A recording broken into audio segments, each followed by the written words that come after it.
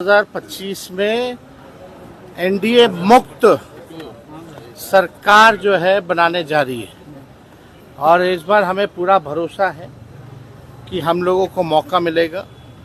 पूरे बिहार के लोग, हर जात के लोग, हर वर्ग के लोग अब बिहार को जो है आगे बढ़ाना चाहते हैं। नीतीश जी हमारे बुजुर्ग हैं, इसलिए हम आदर सम्मान करते हैं, लेकिन अब बिहार चलाने लायक वो सक्षम नहीं रह गए, अब योग नहीं रह गए, थके हुए हैं, ना कोई विजन है उनके पास, ना कोई रोड मैप है। बिहार में होने वाले विधानसभा चुनाव से पहले नीतीश कुमार को लेकर प्रशांत किशोर ने की बड़ी भविष्यवाणी।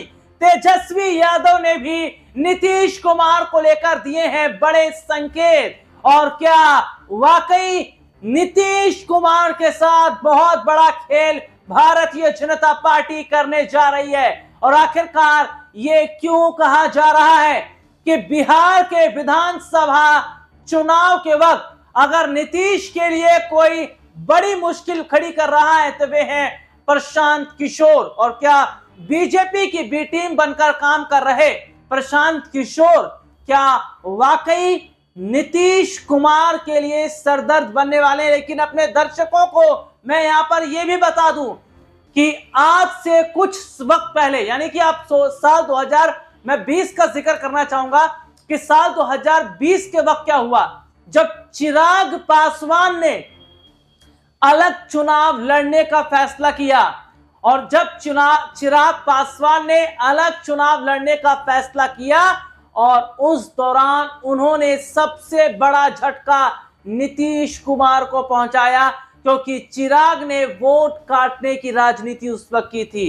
और क्या उसी रास्ते पर अब प्रशांत किशोर चलते नजर आ रहे हैं? और क्या प्रशांत किशोर इन दिनों केवल और केवल नीतीश कुमार पर जिस तरीके से निशाना साध रहे हैं, जिस तरीके से वे जेडीयू को घेर रहे हैं, क्या वे ये बताता है कि बीजेपी वाकई कई बड़े शिकार बिहार में कर रही है? जी हां, एक तरफ ये देखा जा रहा है कि जहां प्रशांत किशोर बीजेपी की बी टीम बनकर काम कर रहे हैं, तो वहीं दूसरी तरफ खबर यह है कि बीजेपी नीतीश के चेहरे पर चुनाव तो लड़ेगी, लेकिन नीतीश को सीएम पद पर नहीं बिठाएगी। और मैं अपने दर्शकों को कुछ रिपोर्ट जरूर दिखाऊंगा, लेकिन उससे पहले तेजस्वी यादव का एक बयान अपने दर्शकों को सुनवा देता हूं।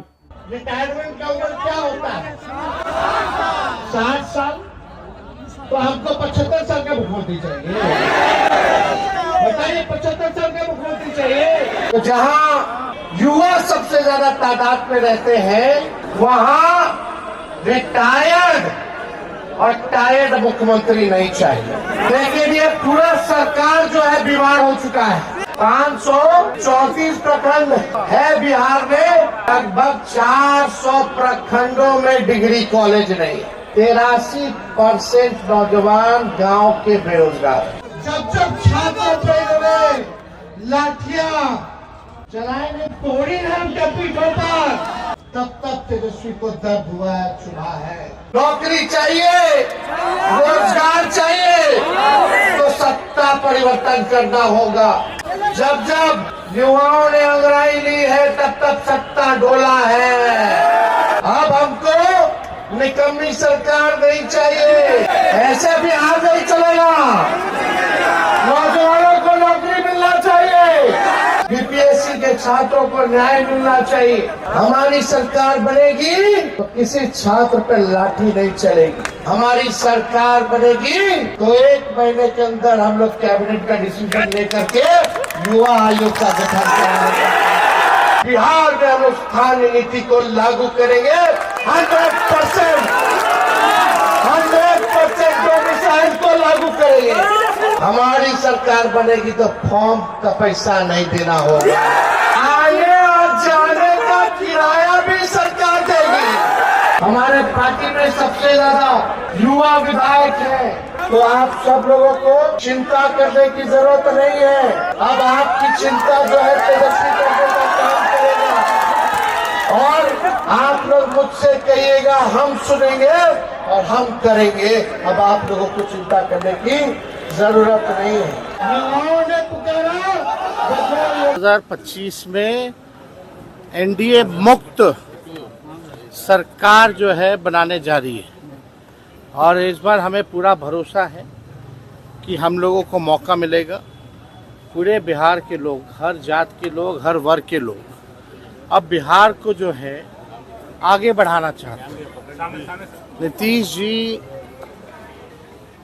हमारे बुजुर्ग हैं, इसलिए हम आदर सम्मान करते हैं, लेकिन अब बिहार चलाने लायक वो सक्षम नहीं रह गए, अब योग नहीं रह गए, थके हुए हैं, ना कोई विजन है उनको, उनके पास ना कोई रोड मैप है।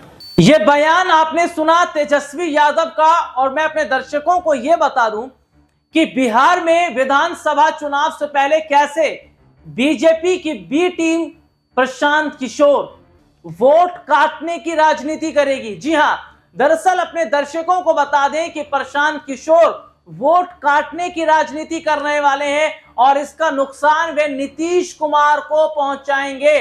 दरअसल जिस तरीके से हाल ही में क्या देखा जाता है कि नीतीश कैबिनेट में 7 चेहरों को जगह दी जाती है और वे बीजेपी के चेहरे होते हैं और जातिवाद कार्ड खेला जाता है, यानी कि वैश्य समुदाय से लोग आते हैं, दलित समुदाय से आते हैं, कुर्मी समाज से आते हैं, कुशवाहा समाज से आते हैं। जो समुदाय के लोग हैं ये जो आते हैं अलग अलग जाति से, और इनको नीतीश कैबिनेट में बीजेपी ने जो जगह दी, यानी कि नीतीश कैबिनेट में भी बीजेपी ने अपनी जगह पक्की की। और सुनिएगा जरा बड़े ध्यान से, मैं जो बताने वाला हूं कि कैसे नीतीश कुमार के लिए जो कहा जा रहा है वो गलत नहीं है। क्या कहा जा रहा है नीतीश कुमार के लिए?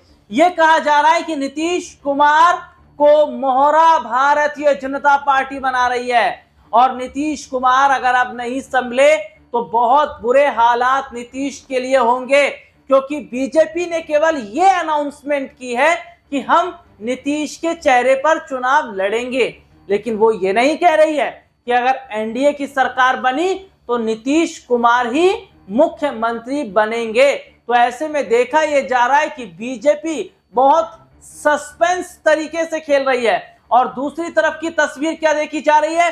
दूसरी तरफ की तस्वीर यह है कि राबड़ी यादव, जी हां, राबड़ी देवी का मैं अपने दर्शकों को बताऊं कि राबड़ी देवी जिनका एक बड़ा स्टेटमेंट सामने आया है। राबड़ी देवी का एक स्टेटमेंट है जिसमें राबड़ी देवी ने एक ऑफर दिया है नीतीश कुमार को। राबड़ी देवी ने कहा है कि नीतीश कुमार हमारे साथ आ जाएं, बीजेपी में कुछ मिलने वाला नहीं। और सुनिएगा कि लालू प्रसाद यादव ने भी आज से कुछ समय पहले क्या बोला था कि हमारे दरवाजे खुले हुए हैं, यानी कि कभी भी नीतीश कुमार हमारे साथ आ सकते हैं।